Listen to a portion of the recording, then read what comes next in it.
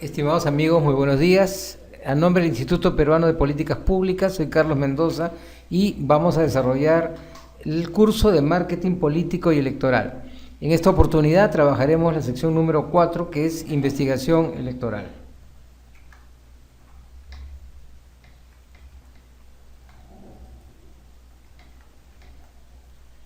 ¿En qué consiste la investigación electoral? Es lo primero que debemos considerar. En primer lugar, la investigación electoral nutre a la campaña electoral. Ningún candidato puede iniciar o continuar una campaña si es que no conoce el escenario electoral, si es que no conoce el mercado electoral, si es que no sabe nada de los segmentos electorales que tiene que, digamos, acceder a ellos, ¿no? Entonces ahí viene el problema en la cual no hay campaña sin investigación, como cualquier otro trabajo académico. Yo no puedo ir a una realidad que desconozco, razón por la cual la investigación electoral resulta una herramienta, es la piedra filosofal de una campaña porque se basa en el conocimiento profundo y directo de la realidad. Bien, aquí tenemos que ver cuál es la percepción de los electores como un elemento básico de la investigación electoral. Resulta interesante para la estrategia a seguir en la contienda electoral conocer en profundidad cómo los individuos perciben los temas electorales y los candidatos. Los individuos ya tienen opiniones formadas, no solo sobre los candidatos, sino también sobre los temas. Ya saben qué opinan sobre temas como el costo de vida, los problemas del país, la delincuencia, ¿no? Y también a nivel ideológico, ¿no? Las tendencias izquierda-derecha, las posiciones, los programas, etcétera, ¿no? Aquí la idea fundamental parte de que la mayoría de los acontecimientos que influyen más directamente sobre el comportamiento del individuo son percibidos por cuya medida conviene determinar. Entonces, la percepción de los electores en base a los acontecimientos es fundamental para cualquier diseño de campaña electoral. Este problema puede ser abordado mediante el análisis nométrico, que es un método que permite representar las percepciones de similitudes relativas a una colección de objetivos en un modelo representativo del espacio psicológico, a partir de funciones simples, por lo que no es necesario establecer hipótesis poco realistas con respecto a los datos analizados. Este procedimiento, pues, es un procedimiento importante, interesante, para poder apreciar cuáles son las percepciones del electorado y sobre eso trabajar. Podemos intentar comprender las respuestas de los electores a través de un estudio de su percepción política. Dicho en otros términos, el comportamiento de un elector es en función de lo que conoce, y el conocimiento se produce por medio de la percepción. Eso significa que el elector percibe la realidad de alguna forma.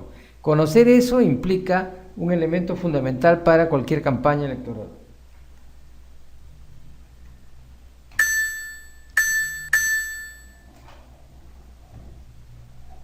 ¿Qué es la percepción? Ahora sí vamos a adentrarnos en este concepto fundamental para poder tener clara una noción de él. Muchas son las definiciones que podrían ofrecer. Nosotros aceptamos que percibir es el proceso complejo por el que los individuos seleccionamos, organizamos e interpretamos los estímulos sensoriales, convirtiéndolos en imagen provista de significado. Eso parte de la misma realidad que observamos. Esa realidad llega a nuestra mente en base a una percepción, y por esa percepción pues nosotros ya elaboramos un concepto, un juicio de valor sobre eso. Input, conocimiento, percepción. Esa es pues la mecánica que se produce cuando estamos hablando de la percepción. Según este esquema, el elector recibirá un input sensitivo que es transportado a los sistemas nerviosos, a la unidad de control social, donde se encuentran almacenadas creencias, imágenes y actitudes que determinarán la interpretación de la mencionada sensación y su reacción frente a ella. Producida la asimilación de la percepción, lo que no ocurre en todos casos, los casos se realimenta con nueva información, la estructura cognitiva. Esto significa que en el fondo el elector, al recibir una sensación externa, va a tener que transportarla a todo el sistema nervioso, y obviamente producir esta asimilación de percepción ya va a tener una información, una especie de, se forma un juicio acerca de lo que está analizando. La percepción y el comportamiento del electorado. Los tratadistas más representativos en el estudio de las relaciones entre el comportamiento y la estructura perceptiva han establecido como primera y más eficaz hipótesis que los individuos se comportan de manera similar ante objetivos que ellos juzgan similares. A partir de esta proporción, valorando la semejanza o la diferencia percibida entre los objetos, se puede determinar el grado de semejanza, características del comportamiento de los electores con respecto a los signos o mensajes estudiados. De esta manera, pues, ya a nivel académico hay muchos trabajos donde se estudia lo que es la percepción y donde se le vincula el comportamiento del elector. Hasta hace poco tiempo, la mayor parte de los estudios que han tratado la estructura cognoscitiva se han contentado simplemente por describir o representar gráficamente las relaciones percibidas entre los objetos. Raras han sido las ocasiones en que se han realizado tentativas para confirmar la estructura hipotética, en vía de textuar sus implicaciones a nivel de comportamiento. Entonces, eso pues también hace que la estructura cognoscitiva sea conocida y sea gráficamente representada para conocer pues las relaciones de la percepción en un individuo. En los estudios de percepción resulta que la estructura juega un papel primordial en la determinación del comportamiento.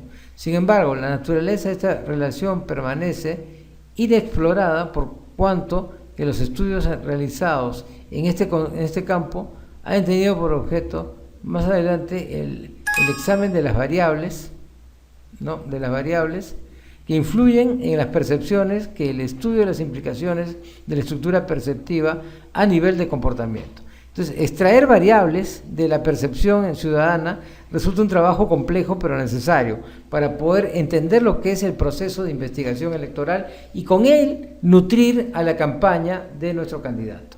Fere demuestra que la noción de semejanza entre objetos, signos o mensajes permite prever el comportamiento con respecto a los objetos o sucesos nuevos. Afirmar que si se perciben nuevos objetos o sucesos nuevos, afirma que si se perciben nuevos objetos de la misma forma que un tipo de objetos existentes, el comportamiento con respecto a los nuevos objetos será similar al adoptado en relación a los existentes. Este tipo de análisis obviamente son muy técnicos y permite que el electorado también actúe en base a todo lo que puede observar de un candidato.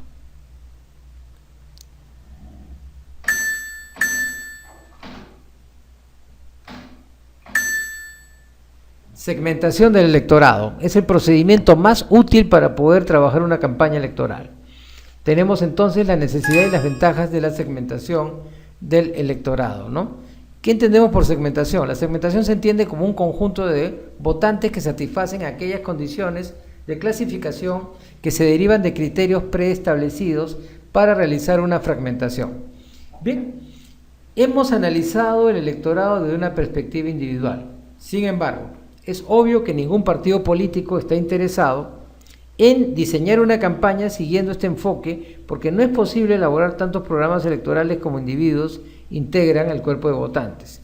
Todos ellos sirven en cuanto que sirve avanzar a partir del conocimiento que aporta. Entonces también la necesidad de establecer una segmentación implica un esfuerzo académico notable.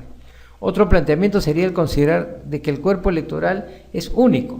Existe una única agregación con el mismo deseo, aspiraciones, necesidades, exigencias y demás características que configuran a un individuo. Sin duda que esta óptica lleva aparejada importantes riesgos de inmensas pérdidas de votos, ¿no? Votos, ¿por qué? Pues no existe un elector medio al cual el resto se asemeja. Las limitaciones contrastadas de ambos planteamientos han provocado nuevos esfuerzos para seccionar el mercado electoral total para desarrollar una segmentación el mismo en virtud de la heterogeneidad del mercado electoral. Se trata pues de desarrollar una tomografía del electorado lo más preciso posible, en función de diversos criterios que serán fuente de información sobre la cual se va a construir la estrategia electoral. Esto se hace para dar a cada segmento un punto exacto. La segmentación permite distribuir los recursos de cada grupo sobre la base de diferentes preocupaciones y demandas que van asociadas a la falta de homogeneidad. Por lo tanto, cada segmento implica ya la definición de lo que es ese electorado y de cómo se puede acceder a él. Análisis preliminar del mercado. Ya es una metodología de segmentación. No, aquí que encontramos en este tipo de análisis, en lo que se recaba y ordena toda la información existente y disponible en el mercado electoral sobre la estructura y organizaciones políticas, sociales, culturales, deportivas y profesionales. Entonces, ese es el análisis preliminar del mercado. Y el análisis cualitativo. Se analizan las características más relevantes del elector tipo de nuestro mercado y de sus patrones de comportamiento en el mismo. El objetivo es el seleccionar las variables a emplear para segmentar el mercado. Se obtiene por medio de encuesta o reuniones de grupo.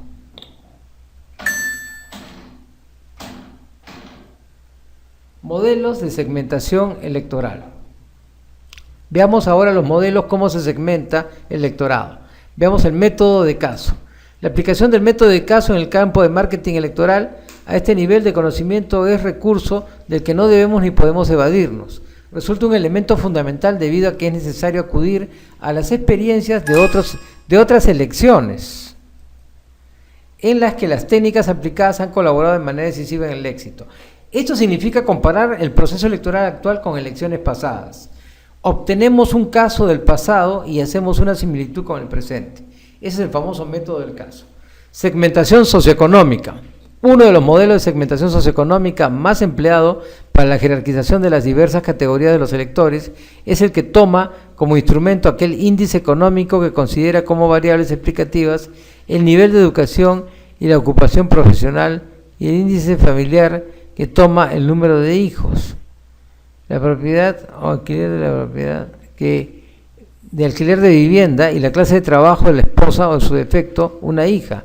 Ambos índices debidamente cruzados permiten establecer un índice de prioridad de los grupos de electores resultantes. Aquí se está haciendo un análisis de los índices que permiten conocer la forma de vida de la persona.